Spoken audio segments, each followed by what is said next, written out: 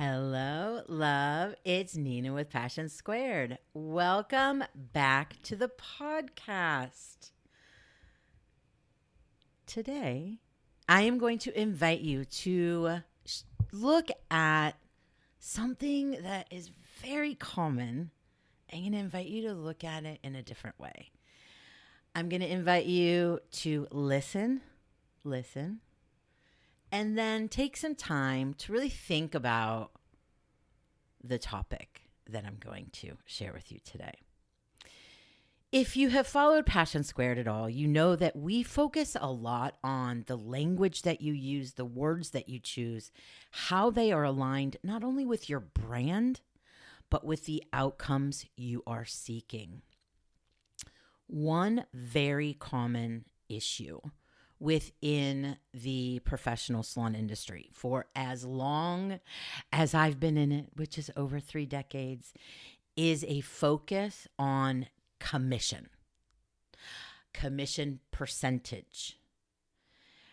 And it becomes a really difficult challenge for employment-based salon owners to communicate value to both current and future employees. And so a conversation that we've been having recently in A-School, and one I want to bring you into, is this discussion around commission. And my approach is a little bit different. And this is where I'm going to ask you to just keep your mind open and just listen with curiosity. So when back in my executive days, we obviously paid people. We paid salaries and some people were paid hourly. However, we had a significant amount of other benefits that actually really increased the value of the overall compensation package.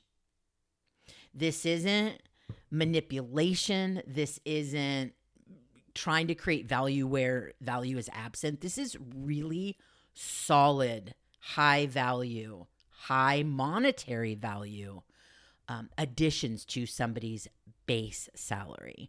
The example that I'm going to use is when I was leading folks, the compensation package included 100% paid insurance, which was several $1,000s a year, complimentary lunch every single day, which, as you know, can really add up even back then, bonusable activities, real cash, year-end bonuses, all these types of things. So you take the base salary and then you add all these other monetary benefits. And next thing you know it, you have a pretty high value compensation program. So hear me out. When we identify a business as a quote unquote commission salon, where's the focus? The focus is on commission. When we position a business as an employment-based salon, we are very clear that this is an employment salon, right? This is where we lead teams. This is where you are employed. It's very clear, right? When you focus on a commission percentage, the focus is a percentage of commission. When you focus on a compensation package or a compensation program, then the focus is actual compensation. It is incredibly limited and limiting to identify a salon as a commission salon because in reality, in the US, it's not really a commission salon because there are labor laws that require a certain minimum wage be met in most of these businesses, right? So it's really not a commission salon. It's an employment-based salon. So the most important and often missing focus of all of this, which for context, we need to keep this close while we're having this discussion. really getting back to the reason why folks choose one business over another. And that comes back to brand, right? That comes back to brand purpose and promise. It comes back to brand vision and values. And if the potential team member, feels aligned. Now, we could take this same concept and look at booth renting. We're renting a booth. Is that really what you're doing? Or are you offering a leasing package? That's why here at Passion Squared, we really recommend you use the words lease-based salon. So it's very clear. And there's a lot of value in leasing, right? There's a lot of value in leasing. If you think about leasing an apartment, right? It's not just the apartment. It's all the other things that are presented as part of that leasing package. So let's go back to compensation. So my example I was using earlier of all the different things that were offered that I was able to offer the team that I worked with as part of their overall compensation program, which again had real monetary value. It wasn't bullshit stuff. So let's get back to a salon example. So minimum guaranteed wages by law, of course, a portion or percentage of services. That seems to be where the focus is, this commission percentage, maybe a portion, a percentage of product revenue and sales, some sort of marketing program to help build the individual, paid time off. Some folks do mental health and wellness contributions. Some do insurance contributions, education contributions, savings contributions, bonusable activities, one-on-one coaching, assistant support. Some do meals, snacks, and drinks. When we look at that, all these things have monetary value that are part of an overall compensation program. Now, if people don't see value in that, then it's a moot point, right? It's like if they don't see value in an employment-based salon, if they don't see value in having leadership, if they don't see value in coaching and career development, if they don't see value in the brand itself, then none of this really matters, right? And the truth is, from a quote unquote commission percentage, and again, this hasn't changed really in decades, but if you look at the economics, the profit and loss statement of an employment-based salon, you can only go so high with a commission percentage before you become unprofitable. Unless, of course, you have no costs, which, of course, you have costs. Now, they'll vary depending, but generally speaking, right? So we don't deposit percentages in the bank. We don't deposit commission percentages in the bank, right? We deposit money into the bank. So is it really about the percentage or is it really about the overall revenue?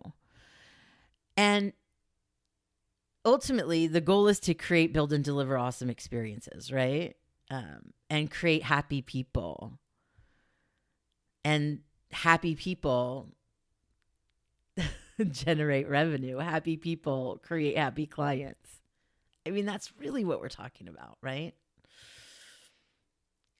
So a great example, let's get into just some really simple math. So you could pay 60% commission on $50,000, but you can't offer literally anything else, and stay profitable. So if there's someone that's really focused on something like and again, it's so arbitrary, 60% commission, then employment-based salon is probably not right for them, right? That's all they care about. They don't care about the other stuff, and that's okay, right? That's okay. But it's just not. It's just not going to be a good fit because they're not going to see the value. The people that are your people, if you're an employment-based salon, are people that see the value in what your compensation program includes. Now, big asterisks here. You have to keep those promises, right? So if it's one-on-one coaching, it has to be very specific what how, the frequency of the one-on-one coaching, what that coaching looks like, all that kind of stuff, right? What the assistant support looks like, what the marketing program looks like, what the wellness or education insurance savings contributions look like. Like, what does that look like? And then of course we have to keep those promises consistently. We always have to remember that people choose to join brands and businesses for different reasons.